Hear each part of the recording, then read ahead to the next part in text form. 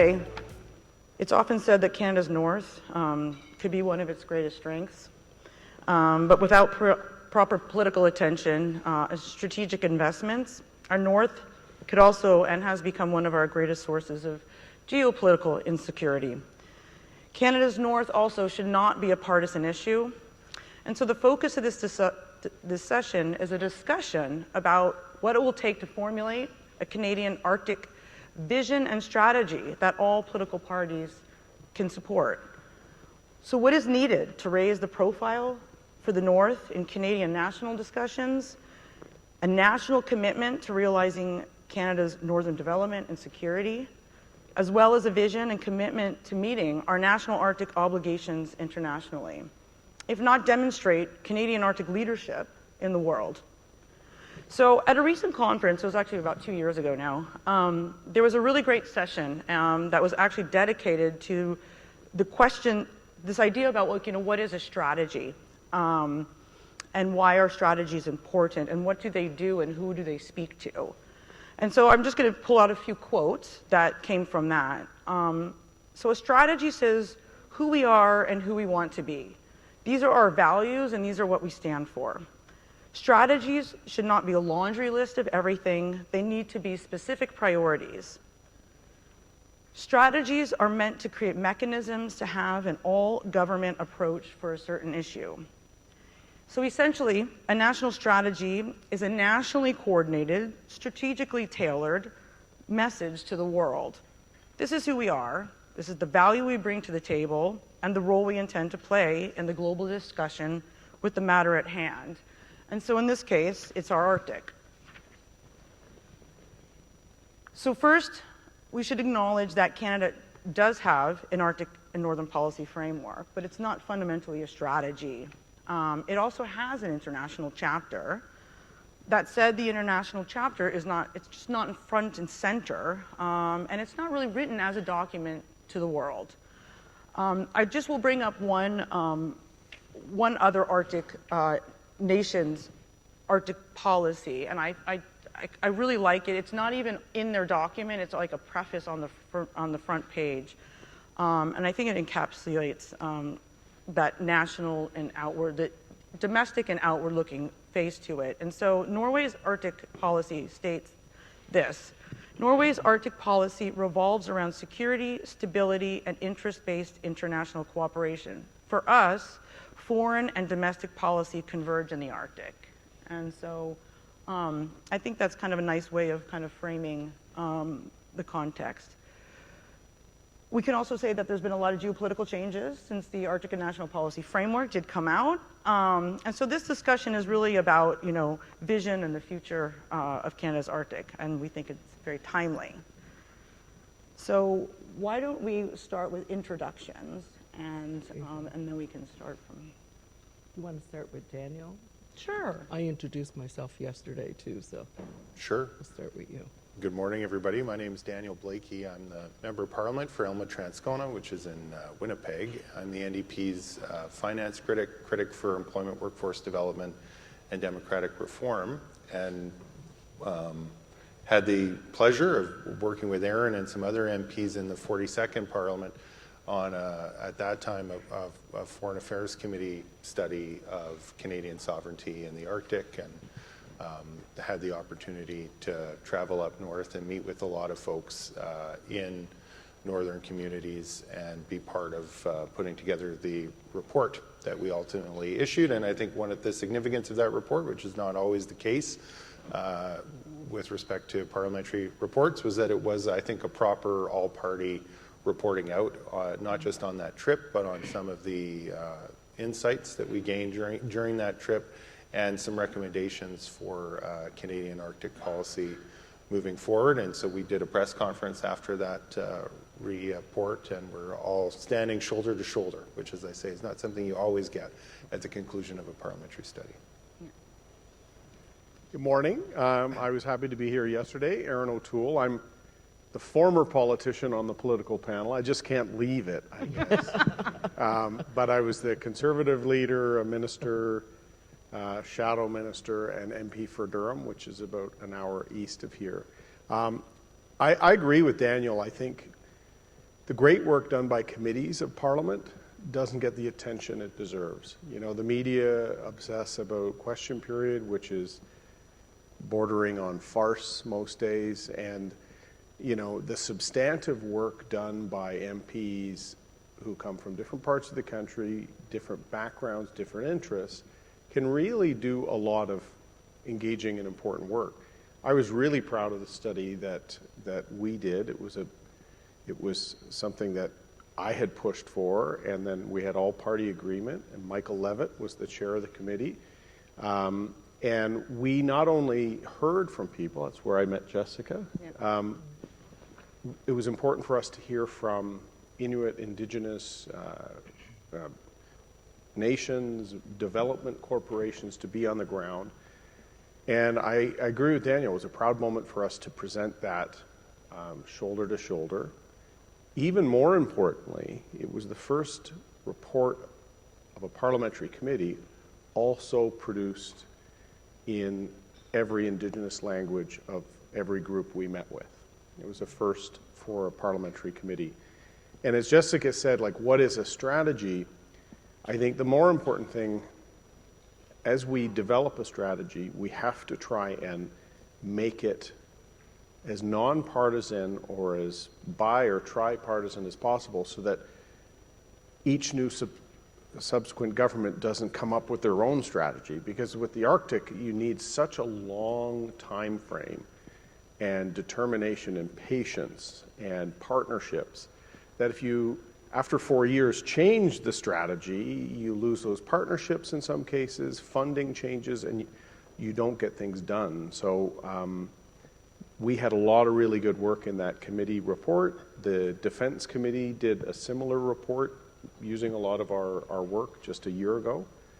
So hopefully conferences like this one can be a way that we can almost develop that strategy and then hold ourselves to account, check on it each year, see the progress that is being made, and make it as nonpartisan as possible. Good statement. Well, good morning. I had the opportunity to join you yesterday and to meet most of you in the room. And I said to Jessica this morning, it's such an esteemed crowd on the Arctic. Very impressive forum and an impressive agenda. My name is Yvonne Jones, for those of you who are joining us this morning. I'm the Member of Parliament for Labrador, and I'm the Parliamentary Secretary for Northern Affairs and for National Defence, the Northern Defence portion. Not my first time at Arctic 360, so I knew the room I was walking into. And I want to thank all of you for the tremendous work you do in supporting the Arctic agenda in Canada and abroad. And I found it really good that we have people from all of the circumpolar countries represented here, because the experiences that we share together allows us to learn and grow and look at new ideas and how we move forward. So I'm really proud of the Arctic and Northern Policy Framework. I had an opportunity to work on that in my role as Parliamentary Secretary. In fact, I spent about a month traveling across the Arctic, meeting with people in communities, Indigenous governments, territorial governments. And what I would say is, regardless of who is government, if you listen to people in the Arctic and the North, you're not going to go wrong. If you listen to the plans that they have, the hopes, the dreams they have, and what's materializing on the ground, that's the game for government. I know when we worked on the Arctic and Northern Policy Framework, the feedback we got wasn't on building a stronger national defense base in the Arctic. It was about food security. It was about heat security. It was about housing. It was about clean energy.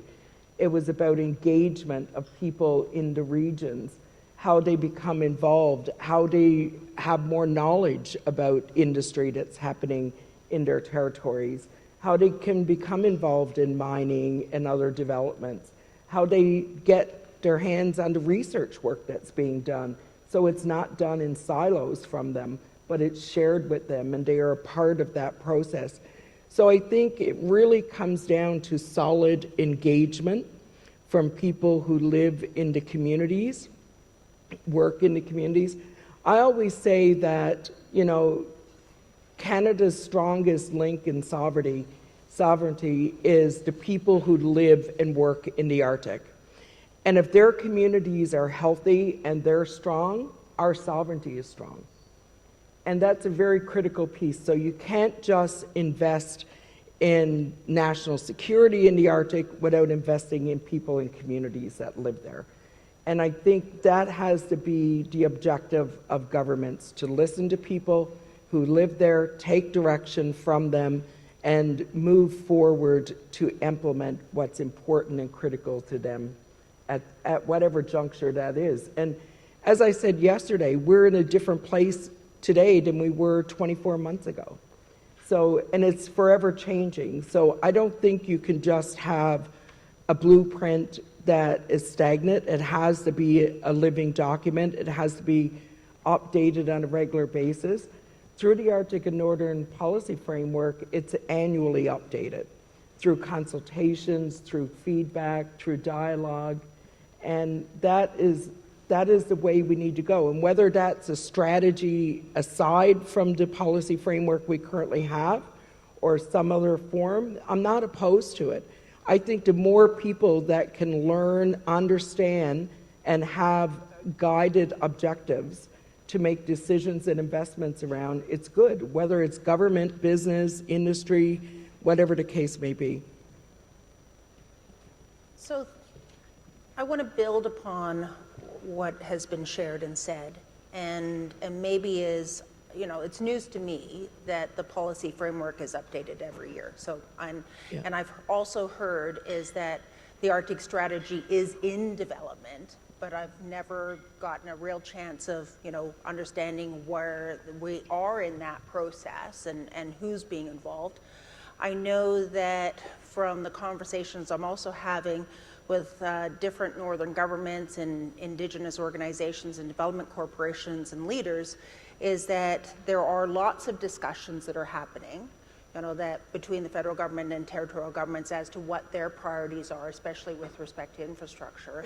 It seems separately that there are conversations that are being had or engagements with the federal government and Indigenous organizations and development corporations.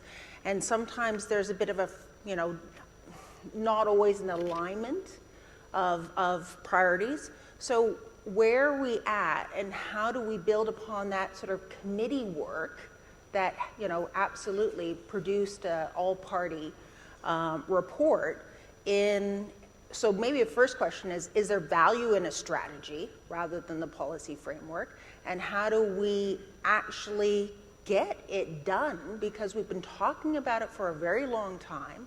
Other countries in the Arctic regions have their strategies. Non-Arctic states have Arctic strategies. So, you know, where do we go from here?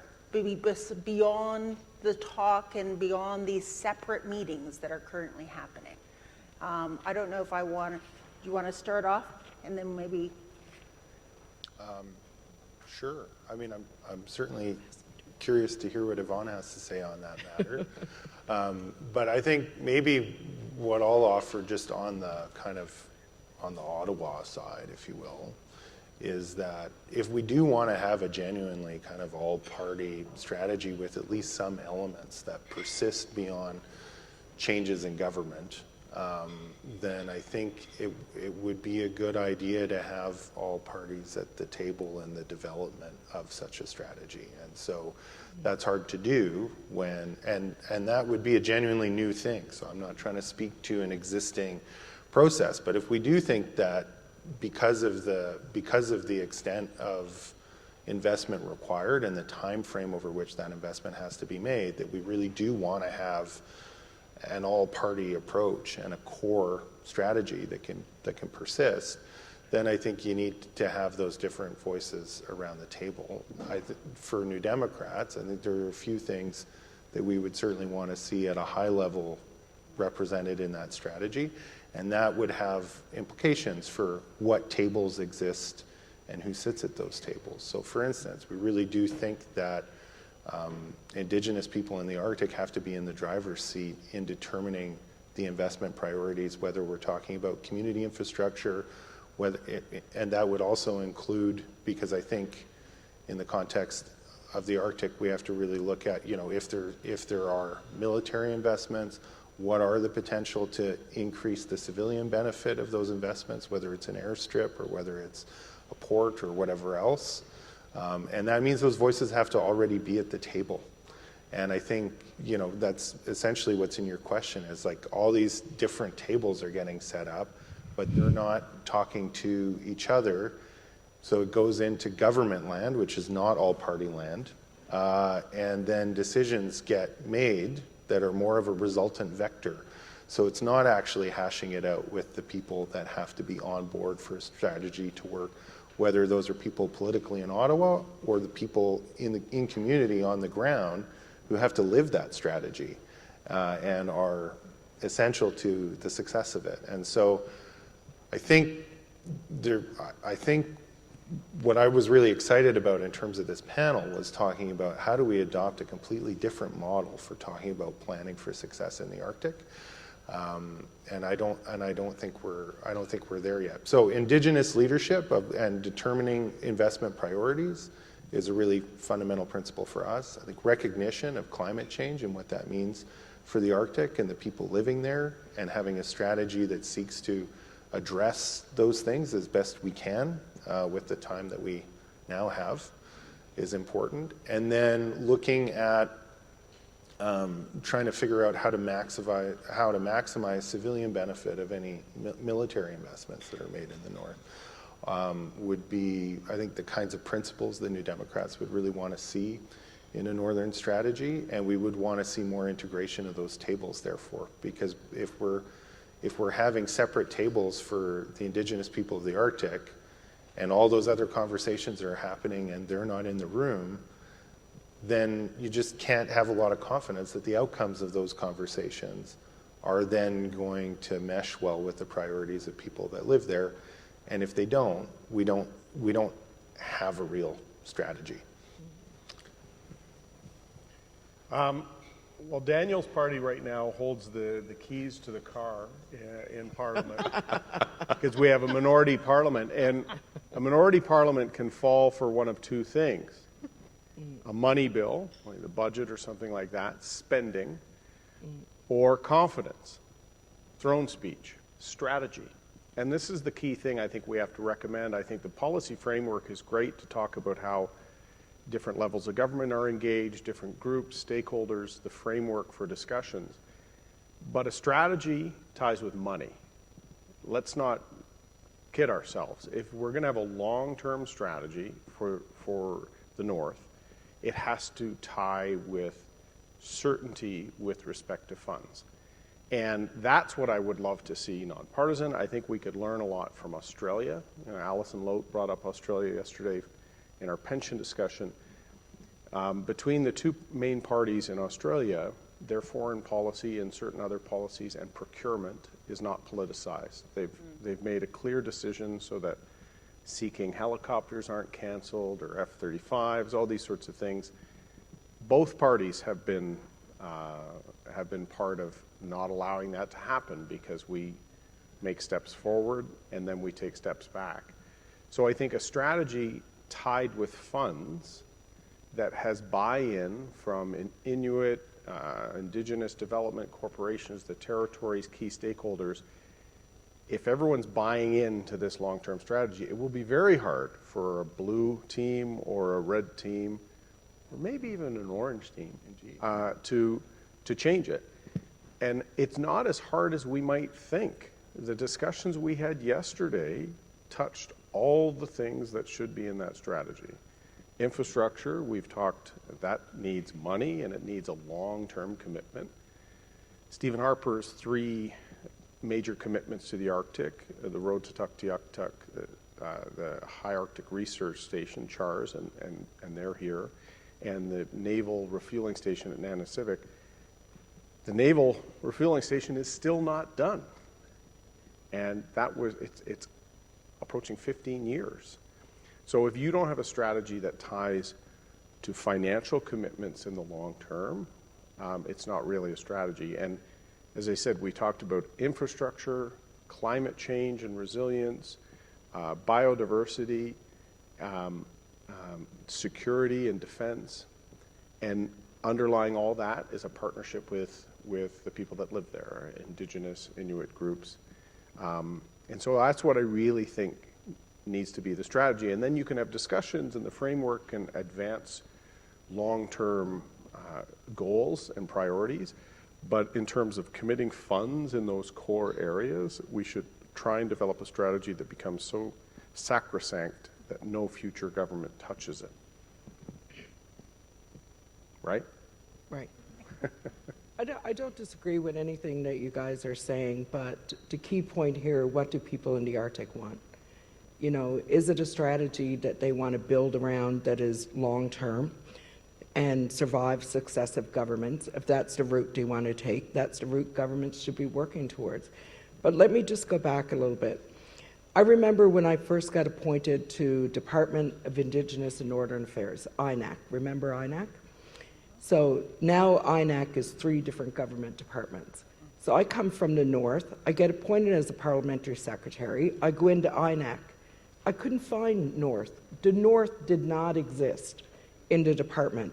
The department was bogged down with land claims in Indigenous services portfolios. I couldn't find the north. And that was a huge issue because who was looking after Northerners? So as a result of that, we did work with Indigenous governments and Indigenous leaders. We brought forward the Department of Northern Affairs. That department today, while it doesn't serve as an all-party committee, it is a lens that is right across government. So whether it's in natural resources, where I just come from, or national defense, where I am today, or environment, or Indigenous services, there's a northern lens across all of these departments. And the first priority is consultation with people in communities and local governance. That's a model that did not exist even six years ago. That is in place. Let me tell you the other thing we did. We set up partnership tables. So Inuit across the north came to us and said, we want our table with the Government of Canada. We want to be able to meet with the Prime Minister. We want to be able to meet with ministers. We want to develop our own agenda for Inuit in Canada. We set the Crown Inuit Partnership Table, which meets 4 times a year. Every time they meet, the Inuit from every territory come to the table with their plan. This is where we want to go in education. This is where we want to go in healthcare. This is where we want to go in housing, climate change. That's the priorities the government is then tasked with to deliver in working with the territories. We have the same table for Métis. We have the same table for First Nations. That is new. It didn't exist 6-7 years ago. Then we have the Arctic premiers. The Arctic premiers meet. They're going to meet again in May. They form their agenda for their territories. They provide that to the government. This is our blueprint. This is what we want. So I'm telling you all this because no decisions are made in the absence of consultation and Inuit and Northerners feeding into that agenda. So I don't want to leave that impression. So while it may not be an all-party process, it's a very intricate government process that happens government to government, with Inuit, Métis, and First Nation governments, with territorial governments. So I don't want to lose those particular points. And I know there are people in the room today from NTI. Their leader sits at those Crown Inuit partnership tables. She brings the voice of their 4 organizations. So there's many in the room who understand that process and how that works. That's where we were able to develop things that were priorities for Arctic communities, like the suicide strategy to reduce suicide rates, to help families through those difficult periods, the tuberculosis strategy, the strategy around housing that was developed, the climate adaptation strategy. So there's all these strategies, and all of them are funded in millions of dollars. So it's not they don't have funding attached to it. Is it enough funding is always the question. And I continue to say in government, and I know Aaron will probably agree with me, the two major obstacles we always face is time and money in doing the things we want to do and do well. But I want to share that so that you understand the process. Is there a need for an overarching strategy that is fed into by all parties and Arctic, Inuit, Indigenous governments? I don't have an issue with that. Anything that strengthens policy, strengthens investment for people who live in Arctic and northern communities, I think is fair game. I think Madeleine said yesterday in one of her panels that the way Canada works with territories is different than how they work with provinces. And that has to be a key piece. We don't approve projects. So if we're looking at the Kivalliq Hydro and Fiber project, where we've invested about $60 million into the feasibility study and doing the background work to get that project moving, we do it in conjunction. One, it has to be sanctioned by Inuit communities in that region. Two, the territorial government has to be supportive of it. Then the Government of Canada moves forward.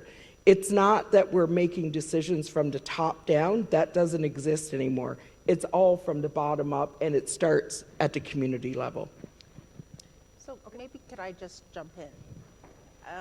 Just a few sort of observations from the folks that I've met and talked to over the numerous years, is that you're absolutely right, Yvonne, what you've said. But I do know that there is not always an alignment between the Inuit organizations and their territorial governments. And I totally appreciate how challenging and difficult would be, and where the federal government or whatever party, doesn't want to get in that mix. But sometimes the way to sort of address, sort of the misalignment is actually just being in the room all together. Because then you kind of work through it, and you might be able to actually get some agreement on priorities, and that for the most part, a lot of the Indigenous organizations and development corporations have felt that they have missed out on some of those key infrastructure projects, whether it's the Iqaluit Airport or the Iqaluit Port, and there's a number of other sort of big projects that were maybe the priority of a territorial government, and the procurement kind of didn't go necessarily the way that the communities or the region hoped for. You heard yesterday, the folks with the Iqaluit Airport said, we probably would have done it differently. Now, things have evolved.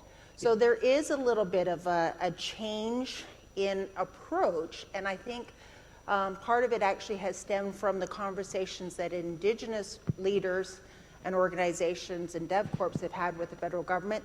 And so again, if we're all in the same room, and it's not just the parties, but it's, they're at the tables, but they're not tables in different rooms, is kind of where I think some of those missed opportunities and misalignments, have occurred. So I just kind of throw it out there, is the more often that we're in the same room, I think we can get through the challenges, because for the most part, everyone wants the same thing. It's just a question of not just time and money, but who. I'm gonna pick up on this conversation, and so I would say it's at the end of the day, so it's about the North and the North being aligned, but it's also about being aligned and having a vision for the whole country. And so, okay, I do love I think, but the thing is with the Arctic, the APNF, it started something new in terms of co-development, and that I think is it's a ground. Now we have something to work off of, and we make it better. But I love it, and that's I think novel and fundamental. So we're there, but we're talking about, like we said, money and time, and we need to find a way. And I think this comes down to a few things: vision. you can't have a strategy if you don't have a vision. And I don't think that Canada as a country what do we want? What does Canada want to be in 2050, let's say? What do we think the North should represent to all Canadians? And what do we want it to look like? And I think with that piece in mind, it's about then bringing in all areas. And these conversations came up yesterday. You have the priorities, and this is what politics, I think, is all about. You have priorities, you have things coming from the North, and there's a whole set of agenda of priorities.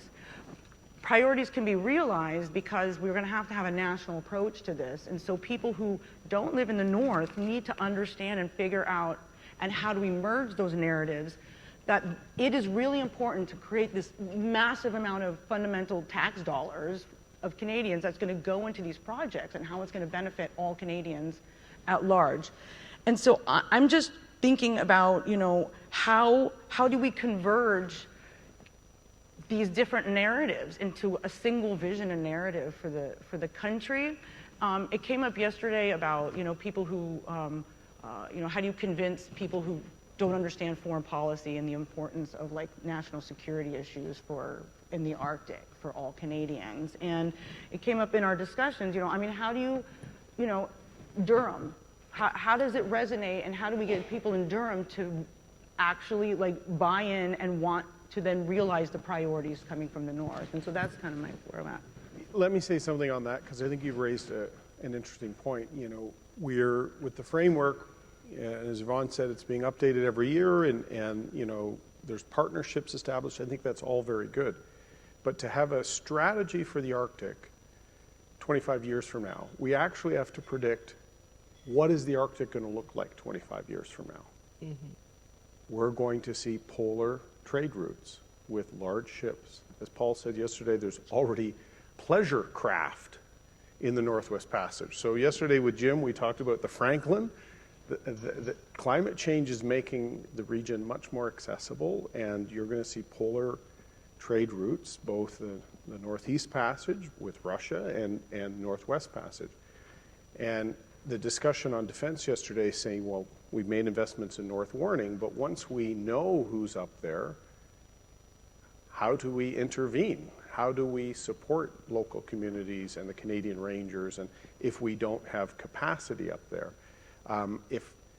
Just this morning I was hearing the last year we had a climate change of 1.5 degrees. You probably heard that on the radio this morning, and now it's not the average that we're really debating with Paris targets and such.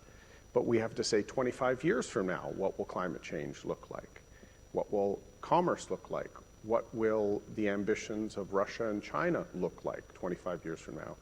And once you do that, you then say, what do we have to start spending and planning now to meet that need?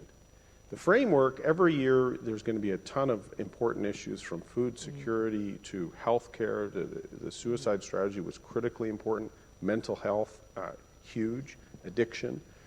I think those need to be part of ongoing negotiations, but some of the big picture things in terms of sovereignty, in terms of development, critical minerals,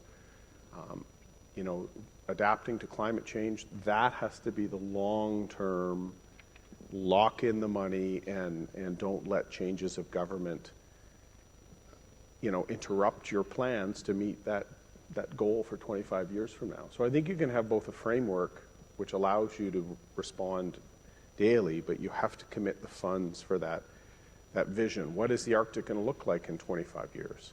What role do we want to play in making it that vision? Well, yeah. Are we going to be ready to meet it?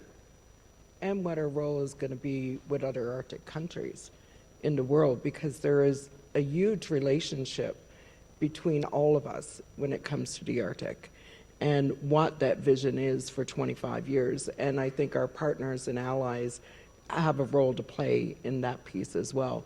But, I think having that overarching strategy is a great idea, and it gives the vision for where Northerners and Arctic residents want to be. But it's also a vision that investors can follow, companies can use. I'm a huge supporter of critical minerals. I grew up in a region, as I said, maybe before, I'm not sure, where, we have 3-4 major producing mines, largest exporters of iron ore and nickel in Canada. I know how well it works with Indigenous communities. I've seen those communities grow because of their partnership with these mining companies. I know that that's not the case in all regions of the Arctic, and they have to come to a place where they're comfortable with critical mining or other industry development, how it affects them, how it benefits them, and they get to make those choices on their own.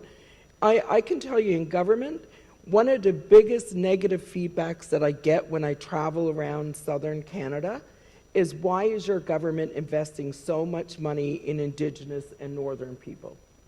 I get it all the time, because every time we announce a program for Indigenous or the North, it comes with a huge envelope of money. They don't understand the difference in cost of doing work and investing in the Arctic compared to other regions of Canada. There's a lot of work that needs to happen around educating each other, one, about the importance, the critical importance of the Arctic. I mean, it makes up 40% of our land mass in Canada, 75% of our ocean access. That is critical. And in order for us to have good safety and security, whether it's today or 25 years from now, we have to look after people first, the people who live there. And that's always been my biggest objective is, and I like what Daniel said, because it's the practice that I like to use. Because when we're investing as a government, there was a time when we invested, I think Jim said it yesterday with Manicific, maybe you should put it in Baffin. Well, we can all look back and say, oh, we could have done this and we could have done that. At the time, the need was there. And that was the objective, to meet that need. And hopefully it'll be finished this summer, Aaron. But the point I guess I'm trying to make is that, sometimes we need to make sure that when we're investing, whether it's in national defense or whether it's in natural resources, whatever the case is, that we're investing for civilian populations as well, not just for industry, not just for safety and security. And that's the message that we've taken across government. So when you look at critical mining and off-diesel programs and what we're doing with clean energy in all 3 territories right now, we have major investments going on with clean energy. However, we know that we need to have Indigenous involvement in that industry as well. So in natural resources, we created for the first time the Indigenous Partnership Program. We funded it at $20 million so that Indigenous governments locally could get involved in these projects. They could be real participants, and they could feed into the regulatory piece of what is happening and how it affects them. We've just did the same thing in national defense. So as we roll out NORAD money, we've also set up an Indigenous fund of $10 million, which requires national defense to consult with Indigenous governments in all 3 territories before investing in national defense infrastructure under NORAD. And it allows them to have access to this money to be able to bring together conferences like this, which talks about it, bring together local forums in their own communities, which allows them to share their opinions and develop their own input into where they think those investments in infrastructure should be. So those things are changing. It isn't written into a strategy that it should be that way. And the next government could come in and say, okay, we don't want to have these Indigenous engagement funds in natural resources, in national defense, in environment and climate change, and they could get rid of it. So how do we control that? That was in response to what people wanted. This was important for them to be engaged. So I think that we need a vision, absolutely, where we're going to be in 25 years, but we also need strong commitments that whoever the government is, their first level of accountability and responsibility in the Arctic is to the people who live there. Sure. So I would say that I think when we talk about how do we try and engage the imagination of Canadians about economic and other kinds of development in one region of the country, I would say we have some models.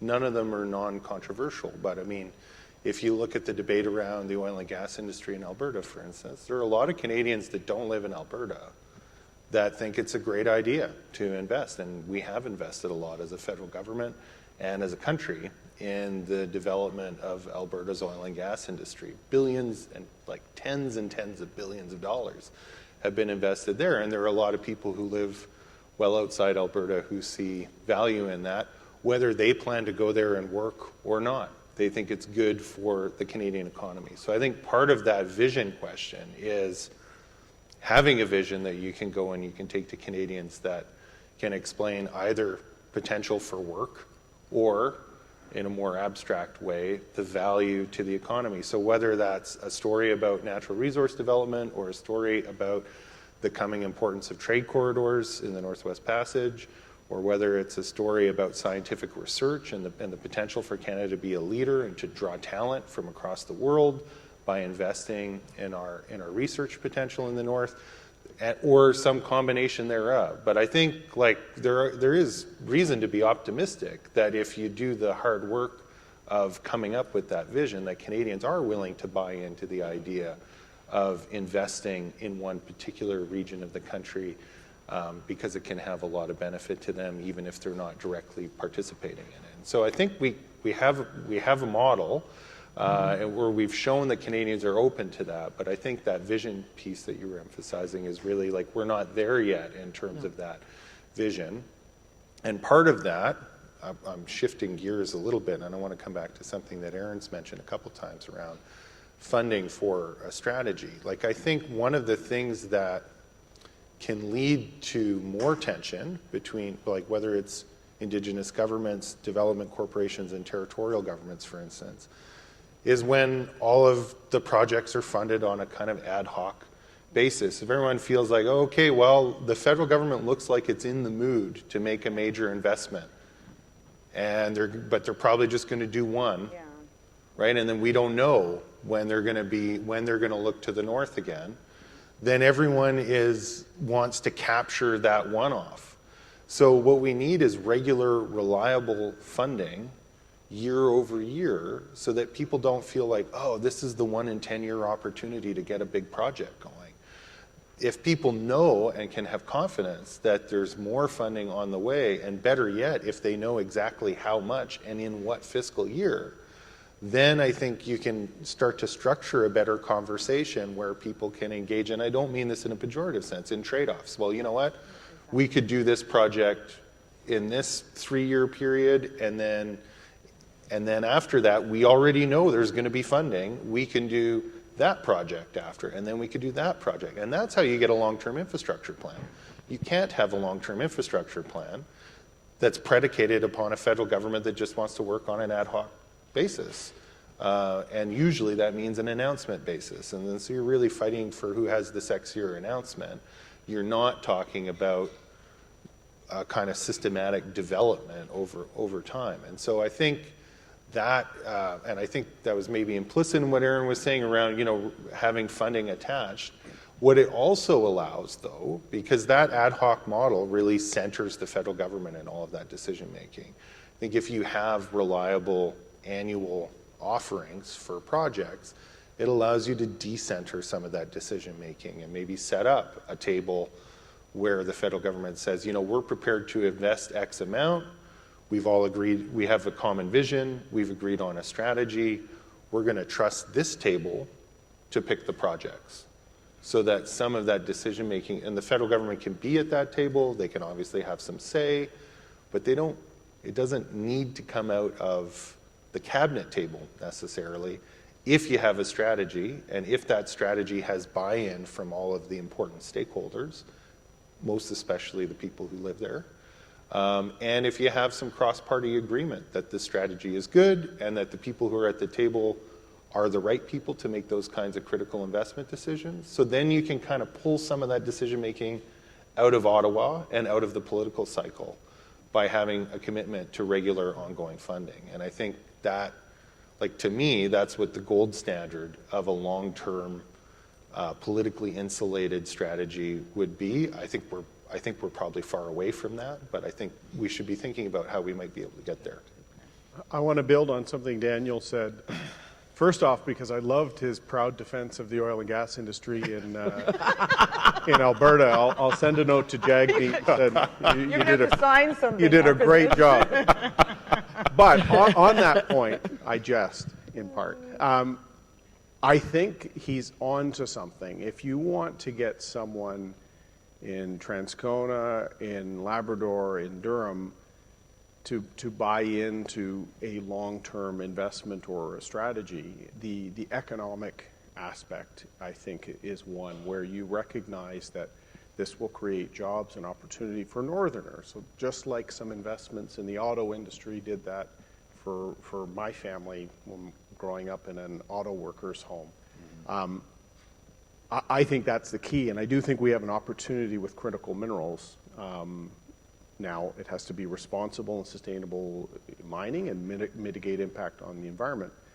But that gives an opportunity for jobs for people in the north, hopefully equity partnerships or royalty streams, or the sort of the updating to benefits from the UN Declaration and other things. But people in the south would then see that's raising all boats because there's economic activity, there's royalties for the country, and the critical mineral piece plays a whole part in the decarbonization agenda, right? So there's a public policy good beyond just the jobs and economic activity. It's the transition issue as well. So I do think there's that window to allow people to see that locking in that long-term funding for certain projects in the north is in everyone's national interest. I was just say one thing. I feel like what kind of the discussion is, maybe I'm wrong, but like it's really, because I was listening to Daniel, but it's a nation building, because it's not just like this economic sector or that one. It's how it's good for all of Canada, but like it's also it's building on what we're talking about, priorities in the north, and it's just ultimately nation building. I mean,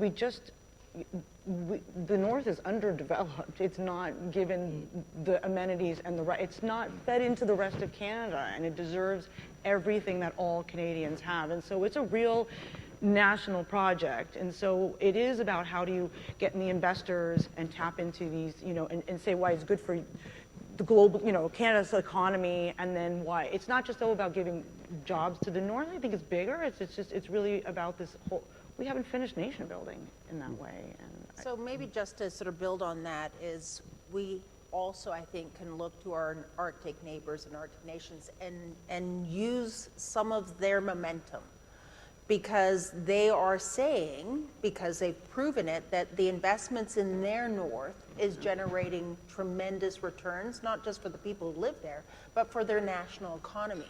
So that's why it's important, I think, we also look to their initiatives, because when not only am I like looking to where we're going to be in 25, 50 years, the truth is that I wish many parts of my north were actually where the other Arctic neighbors already are, with respect to connectivity, with respect to energy, with respect to transportation. We see what's happening in Alaska and in Greenland and in Iceland and the Nordic countries. And if you visit there and you visit my part of the north, you're like, wow, there's huge differences. But it means that it's also where we could go.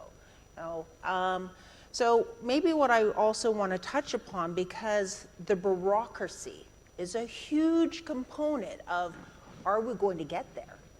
There are so many silos, and so not only there's challenges sometimes working, vertically, but there's definitely challenges working horizontally within the bureaucracy.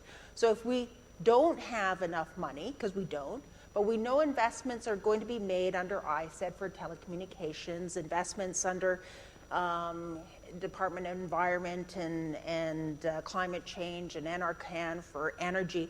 But there's a lot of unfortunate, silos. And we keep hearing we need multi-purpose, multi-infrastructure, multi-benefit, not just that military, infrastructure should benefit the communities, but those investments in energy and telecommunications should meet not only the needs of the communities, the resource sector, and ideally defense, because that's what industry and defense are saying.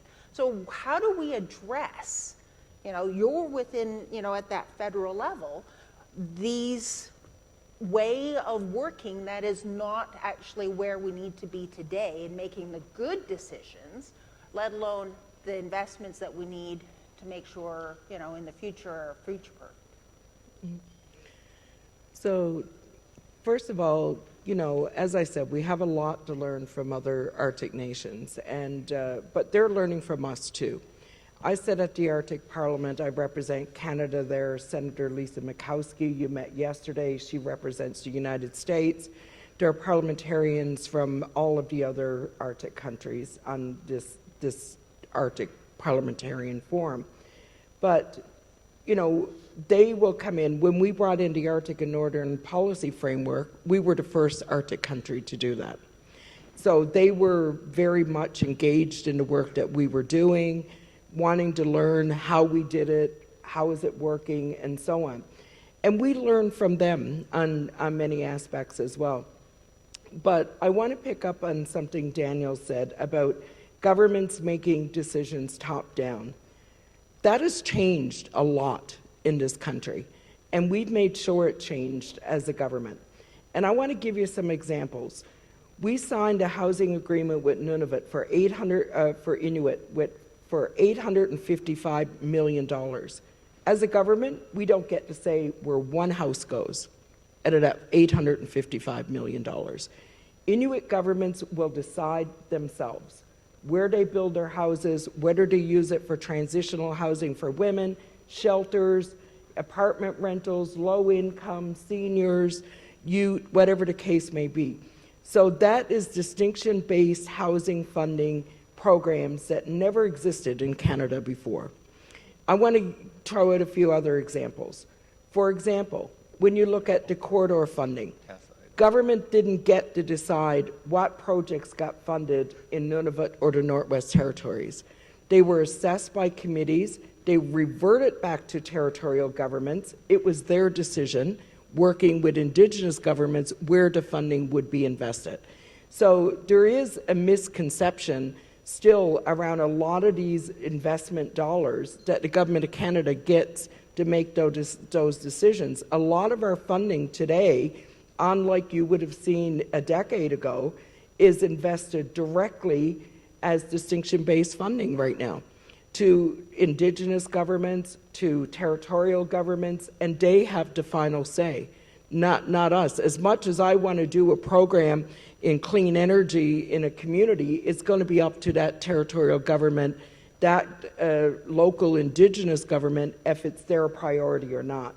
So we take our instruction from where they want to make the investments.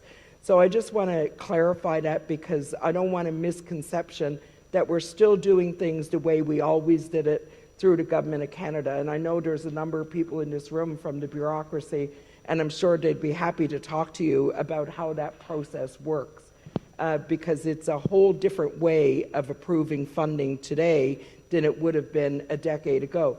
And look, a decade from now, it's going to be different again, because we shift with time. When organizations, government, Indigenous people become stronger, they assume more autonomy, they have more control over where investment goes in their regions and in their territories. And I'm thinking 10 years from now, you're going to see a different funding mechanism that is going to work even stronger and more so in their favor, and I hope we do. So those are trends we need to continue to happen and make sure that they don't fall by the wayside when we have changes in political parties. Now, I missed debate in House of Commons. I've been out for 6 months. Give me your best So shot. I'm going to challenge Yvonne.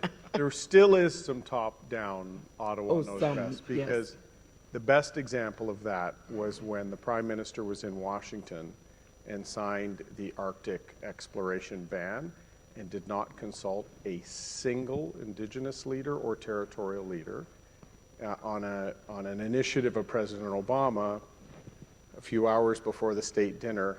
And in these harsh negotiations, even with our toughest ally, we had asks of the U.S. that we didn't get anything in return.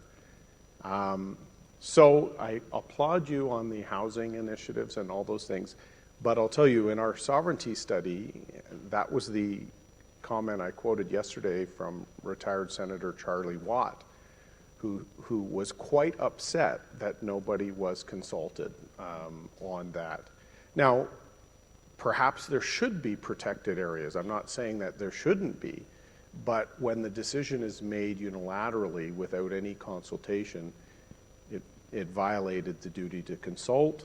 Certainly the UN declaration wasn't in place there, but free and prior informed consent means there has to be sort of maîtres chez nous, masters of our house in the north too, for Indigenous groups.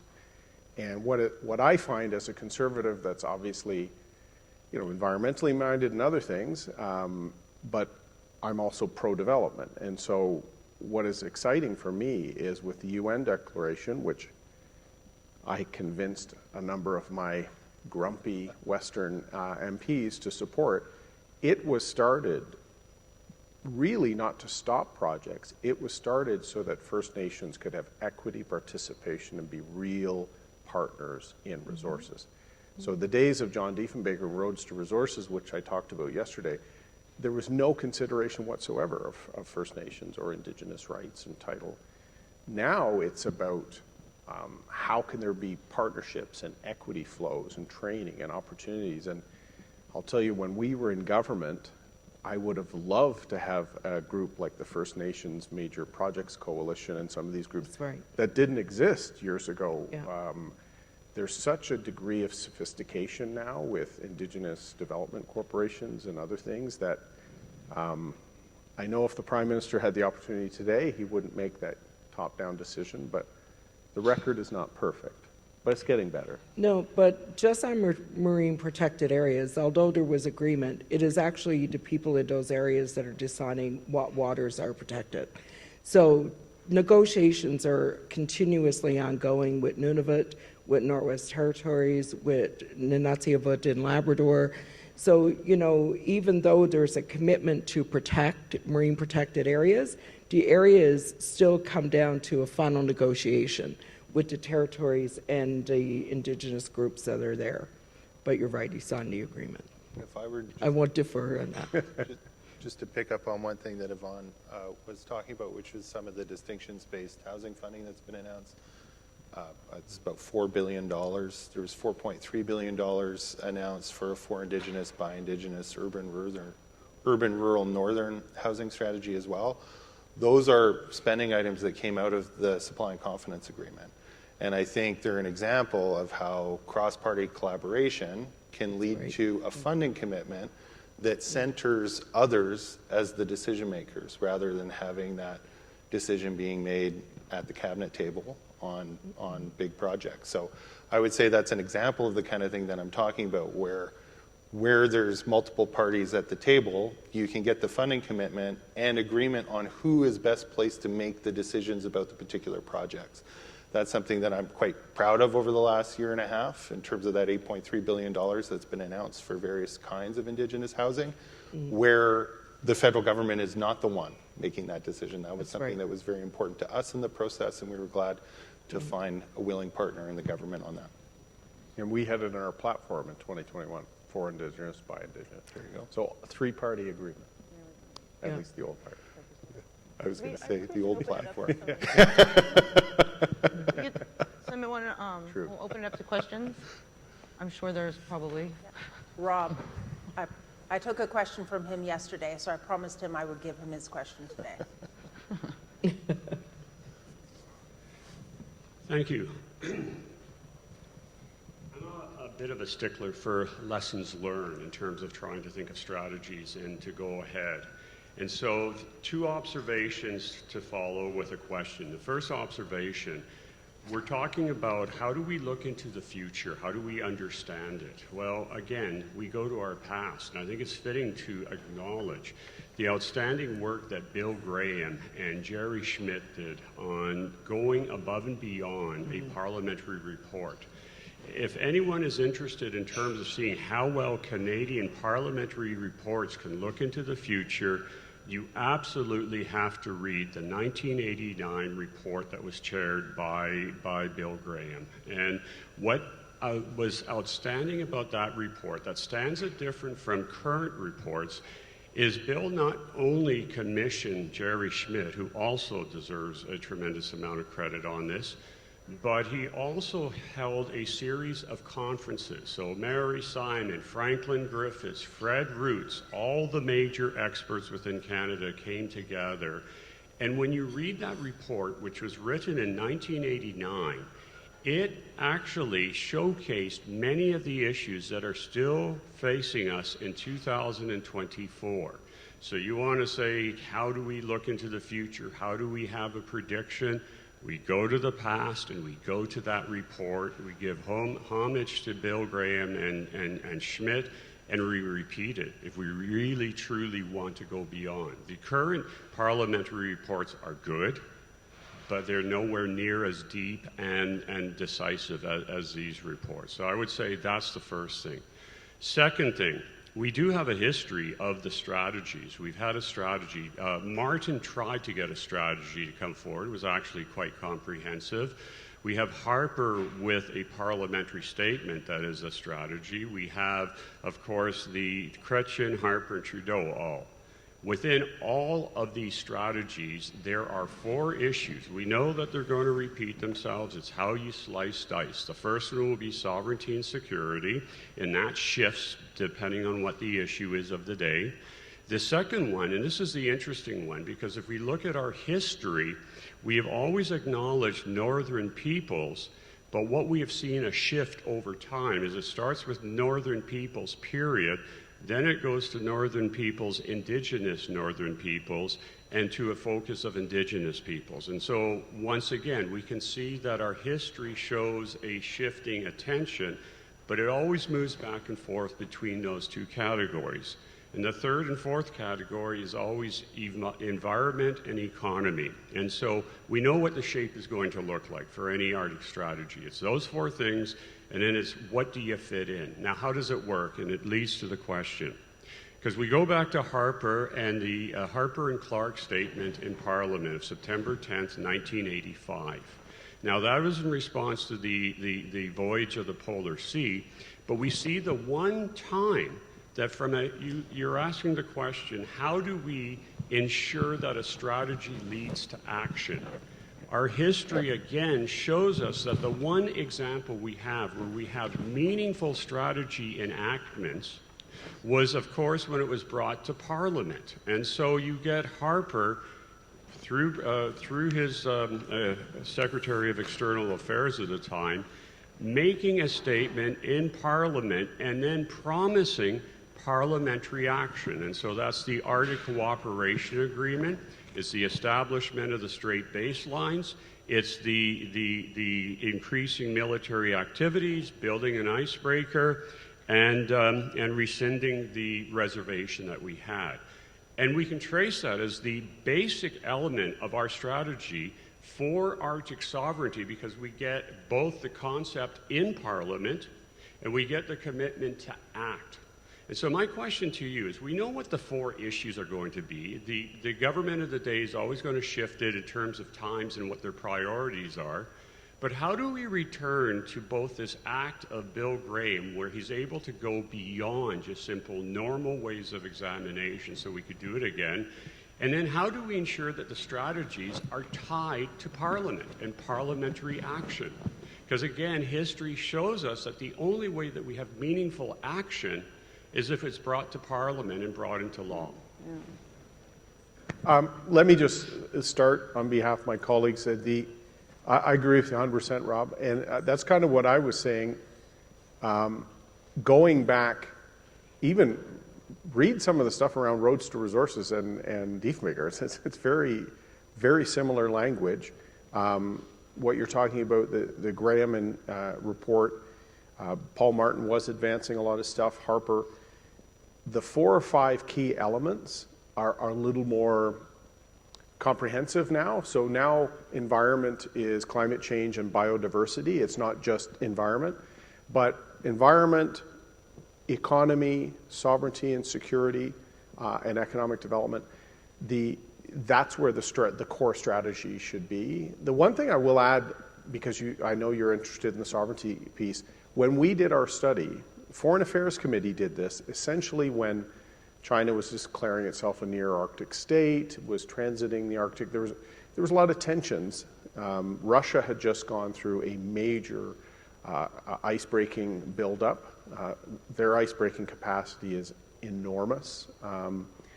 So we did the study, and a lot of the senior civil servants didn't like us even raising the fact that the Northwest Passage is not viewed as our inland waters by some of our allies, including, it was Pompeo that deviated from the entente that Mulroney and Reagan had created, that the Americans still didn't recognize the Northwest Passage, but they would give a courtesy request / notice that they would transit it. If we're not even willing to talk about these challenges in Ottawa, and the bureaucrats didn't want parliamentarians acknowledging that, even in the context of a debate, if we can't even have these discussions, we're certainly not going to come up with a strategy long-term to fix it. No, I'm good. Here? If I could. Oh, yeah. I just wanted to jump in on one other component of the question, which had to do about parliamentary buy-in and including Parliament. And I would say this about it, like I think there is a tendency on, and you can see this in a number of facets, certainly not just in respect of Arctic policy, for governments to take Parliament less seriously and to exclude Parliament from significant decision making, and that's a tendency that you can track over many decades. So it's not about pointing the finger at any one government. It's been happening for a long time. And I think Parliament also has some responsibility in that. So like I think that the constant campaign mode that is the politics that we currently live does not lend itself to that kind of serious discussion. So I don't think it's a coincidence that you're talking about a committee report from the late 1980s, because I think the culture around Parliament and around partisan politics has changed substantially over the last 40 years or so. And that becomes a problem, particularly when you want to talk about longer term strategies and a vision for the country. There are a lot of folks in opposition today who say, well, it's the job of the opposition to oppose. It's in the title, don't you know? And so anything the government does, we have to oppose because we're here, that's what we're here to do. I've never agreed with that characterization of the opposition. I think the job of the opposition is to hold the government accountable and to present an alternative vision of what the leadership of the country could look like and where the country should go. And I think the importance in that distinction is that presenting an alternate vision doesn't mean a vision that is different in every respect. It can be different in some important respects, and it can be a very different change of emphasis. It could very well be a complete other direction, but the response, if you see as an opposition your responsibility to be different in every respect and to attack the government about everything that it does, then the kind of report that you're talking about becomes impossible. Because to agree with the government on anything is to be derelict in your duty as an opposition member. That's why I think that's a kind of facile and unhelpful notion, but it is the one that more and more is shaping our politics. And all you have to do is look at Parliament to see that, we have an official opposition that is very much committed to opposing anything the government does. And there's a lot to oppose in what the government is doing. I mean, we are working with the government on some things, we are criticizing other things. But when it becomes your mission just to oppose everything for the sake of opposing it, because you're in constant campaign mode, the idea of a serious Parliament that you could bring these kinds of things to begins to break down. And when you couple that with a long-term trend of governments trying to avoid parliamentary accountability and not, so for instance, making important policy announcements in the press gallery conference room instead of on the floor of the House of Commons. It was just a symbol of that trend, right? When you couple those two things together, how the opposition sees itself and a trend of government trying to avoid centering Parliament in important policy discussions, you have a real barrier to the kinds of collaboration and long-term strategic thinking that we're talking about today. I think Paul had his hand up. Indeed. Did Paul have his hand up? Or? Good job, Daniel. No? Can't comment, I'll be all day. Hello? Did you have you had your hand up? Yeah. But you got, We got more And then questions. and then we can go. Yeah. Okay. Stephen is there, and Barry. Did you get the microphone? Stephen has, the microphones are sorry. already there. Okay. Sorry. That's okay, Clearly, I Jessica. have like an eye problem. I was like so focused. That's all right. Great discussion, and I really am enthused by the amount of passion and commitment from all parties on this discussion. And I just want to thread the needle a little bit between Madeleine's comment and your comment, Jessica, with respect to nation building. And that needle is when we heard from the ambassadors yesterday, what I think became apparent is that there's a lot of energy and organization being invested in other Arctic nations on how they're presenting themselves in the Arctic. And so they've got a clear line of intent between the leadership and their policy and their actions. And I think that's what's being discussed around strategy. From a federal perspective, there's no question that there's a lot of activity going on. There's no question that there's new relationships that are being established. There's no question there's a lot of money. What I would kind of suggest, because rumor has it there's going to be a federal election. Is that true? Yeah. Ask Daniel. Yeah. So there is an opportunity for the federal government to think about how it's organized on the Arctic. And there's a couple of things that you've all mentioned that you haven't said out loud, but I will feed it back to you to see if you agree. There's a role of Parliament, but we don't have a standing committee on the Arctic in Parliament. There's a role of, and we had to do a special one in the Senate, and then it ended. So there isn't any special ongoing standing body on the Arctic in our Parliament, be it in the Senate or the House of Commons. There are issues that kind of pop up in there, but it's not, we're an Arctic nation, but we don't have an Arctic Standing Committee. And the same for Cabinet. We don't have a Cabinet Committee on the Arctic.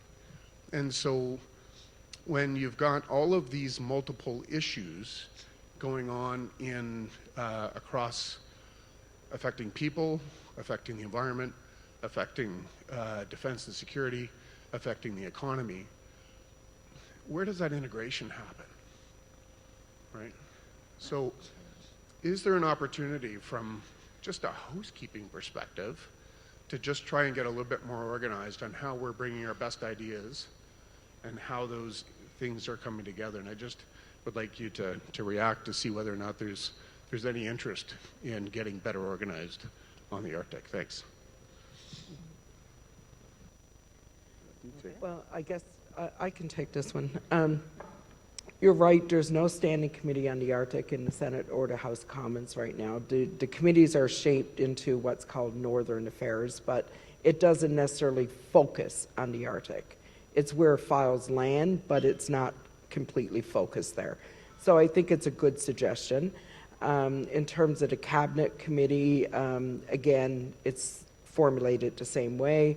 So Arctic files go through the Northern Indigenous Cabinet committees, but not necessarily one particular committee on the Arctic. So good suggestions, and I think it can work, obviously. I want to get back as well to the House of Commons piece, and I think Aaron said it right at the beginning. It's not, everyone tunes into the House of Commons. They make the headline news every night. But it's the committees of Parliament that really does the work. They do the hard lifting, the heavy digging. They bring the best people they can find in Canada to those committees to give them good ideas, generate information, and it never gets covered. It's never talked about. The reports hardly ever see the light of day unless it's something extremely controversial that's happening at that moment. And other than that, it's kind of shuffled to one side. But they are the most important pieces of work that do get done in the parliamentary process. I mean, anyone who's watching the House of Commons these days is really just a political football, you know, of back and forth, who's going to outsmart the other today or tomorrow. It's not really built around sound policy. And that's the climate we're in. We're into a pre-election climate. And this is not the first time you would have seen that in the House of Commons. It happens every time when we're into pre-election mode. It's how they showcase where they are as political parties. But, you know, I think there's lots of room for improvement, Stephen. And, you know, these are good ideas. You've spent a lot of time working in the Arctic yourself and working within the Government of Canada. So I know you have those feelers, those relationships, that experience, and you know, I'm willing to take your ideas and go forward with it. I'm sure my colleagues would support me. Well, Daniel is there now. And the idea of the Arctic, the visionary document for the Arctic, I think that would be a great study for Committee of Parliament, you know, to look at where we're going in the Arctic over the next 20 years, 30 years, and to bring together the people who live and work in the Arctic, in different industry sectors, in communities, to really start putting that together. So, and that's something Daniel and I can bring back to the House of Commons to put that idea forward as well. And maybe I'd just like to add is not only where do we want to go, but how we're going to get there. How we're going to get there. So we've got, yeah. you know, these sort of big sort of goals like net zero by 2050. I can tell you that in my region, my power corporation is working in crisis mode every day. You just look at their Twitter or their social media, it is all about highlighting what has gone down, and so they're MacGyvering. They're not really in policy or planning or strategy mode because they don't know how to actually have the people to work on that. Well, they know how. They don't have the time to even hire the people or contract it by RFP. So where we want to go, but how we get there is equally important because the funding envelopes alone is not a strategy. And I think that gives confidence to investors as well. Exactly. You know, I deal with a lot of people in the critical mining sector across the Arctic, and you know, they have good investments. They want to make sure they're shared with communities. It's a long process to get there, and I think that if we have something that is more long-term, in term that speaks to different industry sectors, it would give more investor confidence in those areas as well. Can we go here first to one of the youth? Because I think that it's important to bring them into the conversation. Thank you. And their hands in. Well, why don't we do Barry and then we get Alana? So. Okay, because then there's another Because it'll take a question little over while here, to make sure to get the okay, mic so there's over. a question here, so. I'll keep my question very short. And it has to do with infrastructure. And nice to hear announcements of infrastructure. But one of the things that I've observed is that what I call a tyranny of infrastructure. The more you build, the more you must maintain. And is there a commitment in budgets to actually maintain what infrastructure is built and what more is needed? And I think of, for example, the housing situation in the north, where there's just literally thousands of houses in need of structural repairs, and they're not being done. So I guess that question comes up, how do we manage this issue of not just building new infrastructure, but maintaining the growing, I guess you'd call a bank of infrastructure that's already been built? And maybe just to add is that's one of the constant complaints that I'm hearing is that by the housing associations or others, it's like great to have the capital infusion from the federal government, but then may not have the budget for maintenance, and so you're seeing a deterioration of that infrastructure. And I can speak from, as a former mayor of Iqaluit, I promise you it was a real issue for municipalities and not just the housing associations. Yeah, I think Madeline could answer this question better than any of us that are here, because she lived that experience. You know, in the money we're budgeting now for housing, I think there's a little over $8 billion in that envelope across the country. And all of it is being done in a way that gives flexibility, okay? So one time you would have seen this go through Canada Mortgage and Housing Corp with 3 pillars of investment. You had to squeeze yourself into one of those pillars. And I'm not saying that still doesn't exist to a certain extent. But what we've been able to do is move outside of that process a little bit, so that we are doing projects with municipalities who have housing. We're doing it with Indigenous housing cooperatives who are set up to be able to administer and do their budgets in a certain way. But we're giving them flexibility today, so they can actually use that money towards refurbishing, towards maintenance, towards housing that may have been closed down that they can reopen. And that was the whole idea of community-based and distinction-based funding envelopes to be able to work with those people. And I'm sure my colleagues can add to that. Is the problem fixed? No, but we're getting a little bit closer to a solution. The problem with housing is that there's never enough money. There is never, and money alone is not going to just solve the housing problem. I'm convinced of that now. There has to be so many other factors that comes into play to make that happen. But I'll pass it to one of my colleagues or to Madeline if she wants to add to it. There is a way to fix that, and I bring in my experience. You know, I was veterans minister. I wasn't defense minister, but I was kind of informally defense minister a lot because I was ex-military. Yeah. And I used to hate the fact that the military had life cycle costing. And the Auditor General had a field day talking about what it's going to cost to train the pilots in the F-35 30 years from now. You could apply life cycle costing to any investment of the federal government.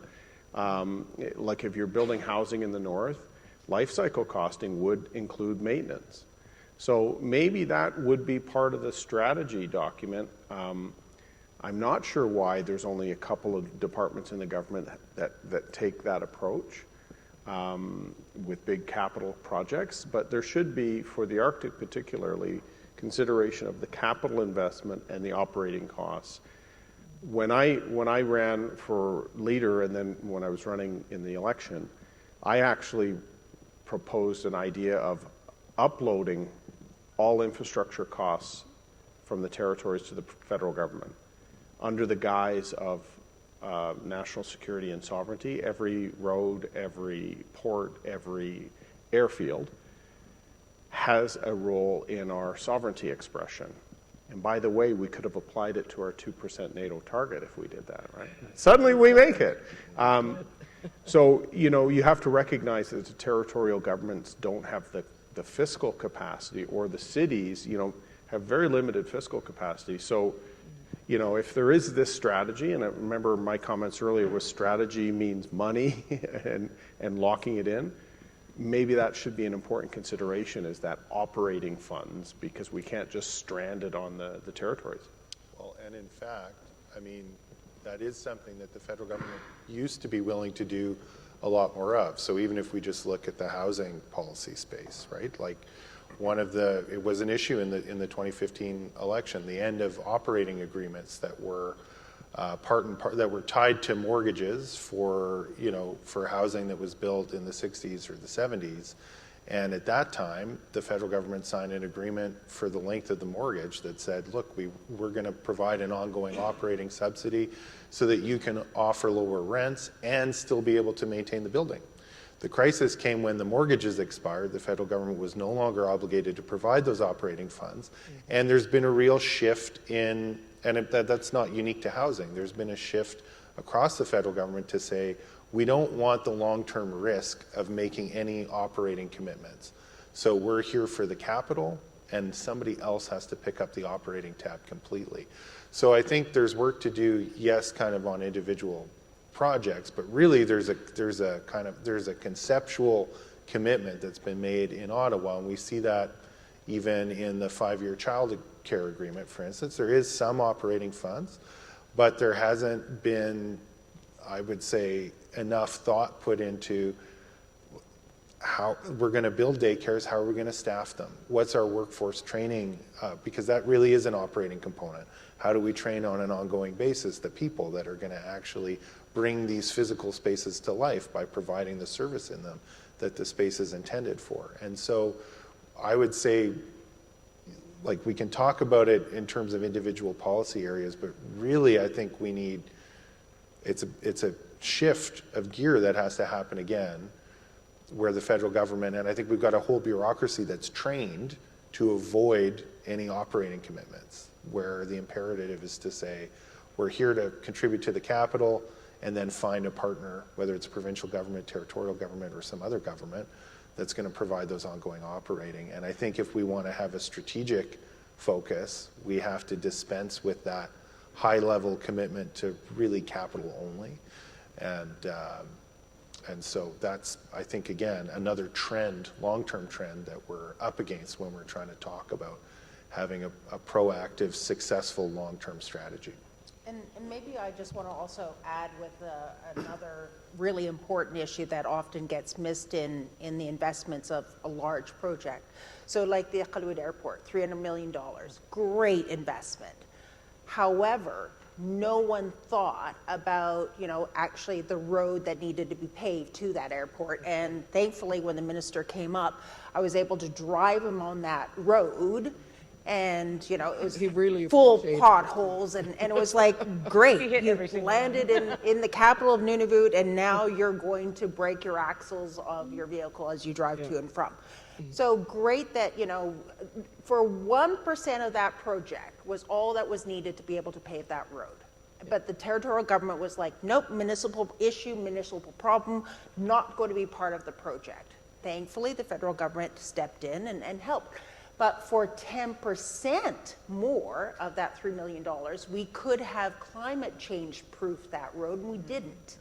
And that meant actually installing, sort of the ducts and ductworks, or pipes that, prevent the water from going over and running out, because that pavement was so valuable. It was $1 million per kilometer. And every time when I was mayor, I was just like, watch little chunks of the road and going, oh my God, that costs money. Because, it was an underinvestment. So all those ancillary issues, whether it's CHARS that got built for $230 million, and no one from the federal government or territorial government, truth be told, thought about what happens in the event of a fire. So it turns out that there was no fire truck. So, oh my God, CHARS guys, were planning, we got to get that community a fire truck. Great, they got a fire truck, but then no one thought that they needed the garage for the fire truck. So it freezes, during the winter season. And so all these ancillary issues also actually have to be thought of and addressed when we're looking at these major investments and major projects, so we don't screw it up because of something simple that should have been thought of. I want to make sure that Alana gets her question, because it's really important that we hear from the North, and we hear from Indigenous peoples of the North, and we hear from our Indigenous youth.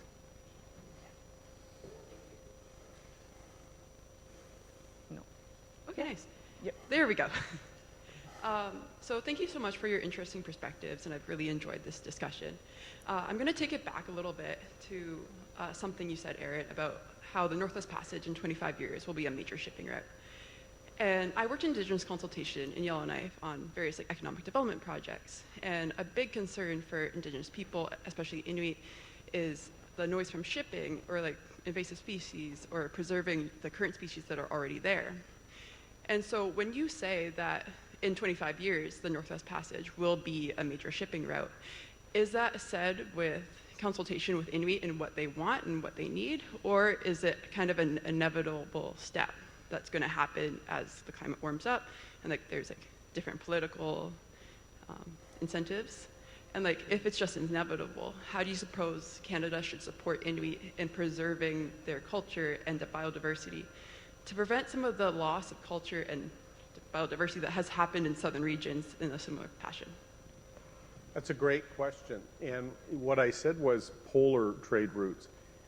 The real crux of the issue is the Northwest Passage is our internal waterways. So if you're a big Maersk shipping container, we could have control over that waterway if more of our allies in the world view it the same way we do. This is the million-dollar question. Do we have the ability to exert our sovereignty over our entire land and water mass effectively to be able to patrol that? That is the question I'm kind of asking. Where will we be in 25 years? There will be a desire to use polar routes. So we have to have the ability not just to monitor and to observe, whether through radar sat or whether through people on the ground, the rangers. We have a Coast Guard station in Iqaluit. We have to have the ability to patrol and monitor, both with ships and with submarines, in my view, to properly exert that control, so that if we don't want them going through a certain sound with biodiversity and things like that, that we actually have the ability to exert that control. So these are critical questions. I've often talked about also updating the Canadian Ranger program so that we don't just have rifles and the training and the good structure. We should have drones operating and things like this to patrol, and that should be operated and trained and run by young men and women of Inuit background so that they can be there and give us coverage for both environmental reasons and everything else. If these polar routes go the way some people anticipate, not only do we want to control, we'll need to respond to search and rescue, and I worked in that. The Arctic was covered out of Trenton and Winnipeg. Those aren't Arctic areas, right? So the transit time for Hercules and for Sartex, so do we need more assets of the Coast Guard in 25 years when there's more pleasure craft and things like this? These are the questions on why we need a strategy, because we have to have a plan now to be there in 25 years. And I agree, Inuit need to be a key part of the discussion. Thank you, Alana. Thank you for the great work you do in the North and for your contributions with Arctic Inspiration. I know you've helped so many young people and groups, and I want to thank you and acknowledge you for that. Great question. Obviously, I believe there should be nothing in the Arctic without Inuit. Nothing about them without them. Everything that affects their lives, they need to be a critical part of it. They need to be decision makers. Is the opening up of polar routes like the Northwest Passage inevitable? The planet keeps burning at the rate it is? Absolutely. It's going to happen. So do we need to be prepared for it? Yes. And that preparation can only come with Inuit engagement. So I think your question is a good one because it shows me where you're thinking. It shows me where your generation is thinking across the Arctic. And I think that's very important. It's a key piece to where any government, no matter what stripe they are, is going. So I want to thank you for your question. And I'm looking forward to continuing to work with you and your group and the great things that you're doing in the North. It's good. I have one more question. There's two here. Okay, someone else. Oh, I know that Paul has been in the race for a really long time.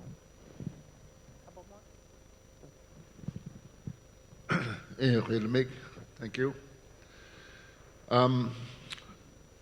Earlier you talked about the governments and how different parties deal with Inuit differently. I mean, if you look at the territorial government, there's no party system, so it's fairly easy to work with them. But when it comes to federal government, federal government, it's a party system. So we have to work with the person that's elected in our territory. So that's why I think it's critical that we have this Inuit Crown partnership.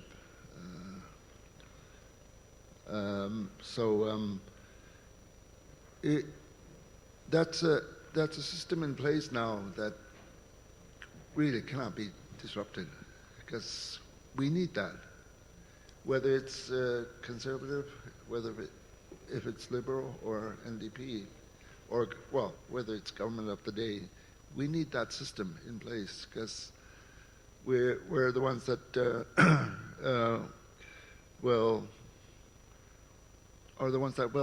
need to be dealt with, basically. And when it comes to investment in the north, you're not only investing in the north, you're investing in companies in the south. So it's a win-win situation for the government. So I just want to mention that, and I'll let my colleague talk a little bit about Inuit Crown Partnership. Juana Paul. I don't really have much more to add. It does feel a little strange that we're talking about the North, the Arctic, and it's a lot of Southern people talking about what that looks like, what that is, what that can look like. It kind of feels like you're in my home and I'm in my pajamas, inviting you in, sort of thing. But you know, just to add a little more to Paul, we have the Inuit Crown Partnership that, you know, it's had some ironing out to do, and we're still in that process for sure, but it is certainly a very strong mechanism to work with, and like Paul said, it can work with whoever the powers to be are of the day. So we certainly don't want to see that eroded in any way, erased, you know, like taken away. It is a structure that is working well. We're happy with it, and I'm quite certain that the federal government is as well as Canadians. Having, you know, when you talk about economic reconciliation, this is a mechanism that shows that we're working towards that. So yeah, I don't think I can add much more to that. Actually, it's important to recognize that the Inuit Nunangat policy and the ICPC structure aligns with the Canadian Arctic strategies that exist, that the people that aren't in their pajamas are creating as well. So I guess if I'm not really asking a question, but I'm making a statement, and it's very important to us that the continuation of this relationship continues, and recognize that there are, as Aaron said, sophisticated structures that have been developed, and we put a lot of work into this, and there's a lot of engagement from not just the leadership, but right down to the grassroots level. Everyone's included for us in this. So if you do come to my home and I'm in my pajamas, I'll offer you coffee. Juana. Yeah. Well, I can certainly see how you feel the way you do about being in your pajamas. You know, I hear it a lot from people in the northern Arctic regions who feel too many decisions are made about them, regarding them, without including them. And so I certainly understand your sentiment. I kind of grew up that way myself, and I feel that way lots of times, many days now. But to pick up on a couple of things that you said. One, for those in the room who don't know what the Inuit Crown Partnership is, this was born out of the movement of Inuit governments in Canada, who approached the federal government and said, we need to be a larger player at the table of the federal government. We want to be able to speak for our people. We don't want the territorial government, a politician in Ottawa, or someone else speaking for us. We want to be able to look the government in the eye and tell them what's important to us. In the time we've had that process, the Prime Minister sits there, the President of ITK, 4 Inuit groups in Canada sit at that table, a number of cabinet ministers, and they develop their blueprint for Inuit in Canada, where they want to go around healthcare, around education, around infrastructure spending, around environment and climate change, around marine protected areas, around trade corridors and transportation corridors. They have a voice that did not exist before. And that's where the strength of the Arctic is. It's at those tables when they can look the governments of the day directly across the table from them and say, this is our priority for this year, next year, the next 5 years. And they don't operate in terms of what's critical today. They operate with a long-term forecast as well. So I see it as one of the most concrete tables that have been created in the country to respond to people who live in the Arctic regions and to Inuit itself. So I hope we never see that change. I think it's been a huge benefit for all Canadians to have that process, but even more important for people who live in the Arctic. They get to make their own decisions about where their priorities are. I agree with Yvonne, and look, there is an irony that we're sitting here in Toronto talking about northern issues, but I think it's, consider me a northern ally. We'll use that.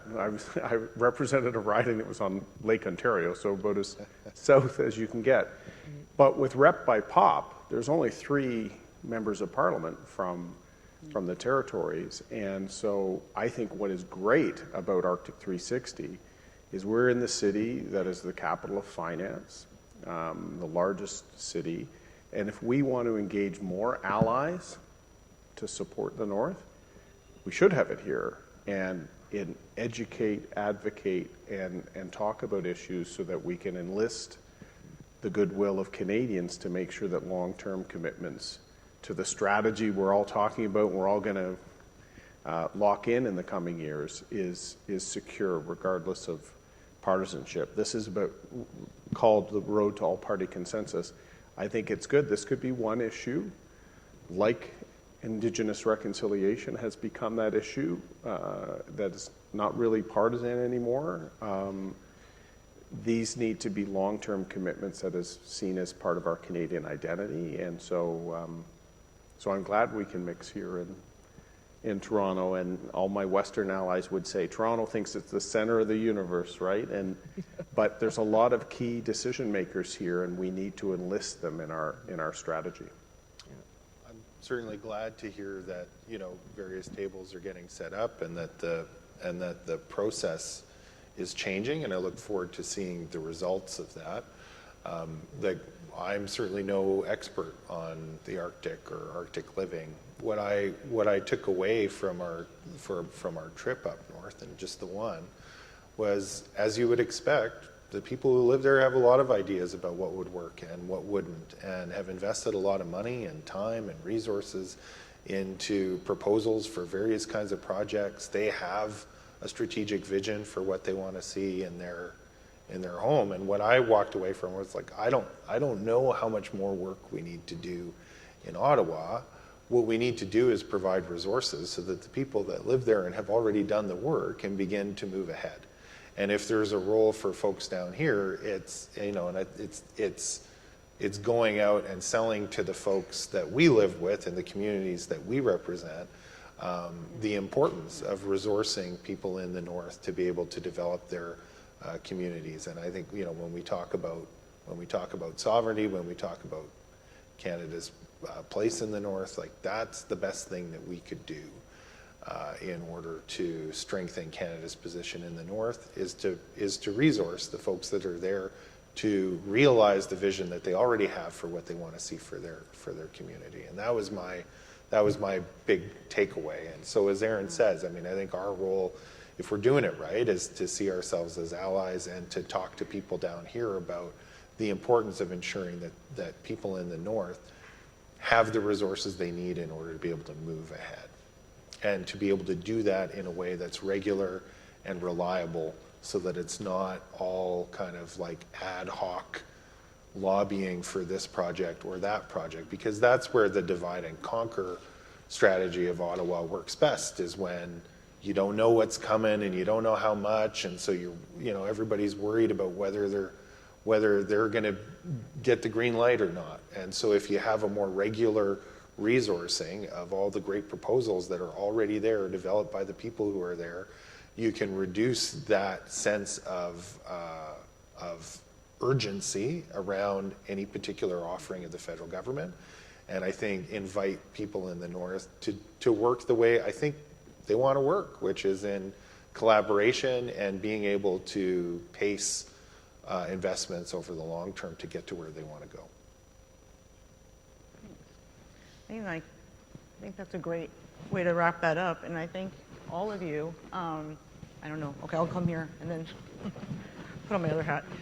I want to thank you all for this fantastic, it's been great. I hope everyone else enjoyed it. I know I did, this session. And I think we should give everyone a round of applause, and even for everyone who spoke.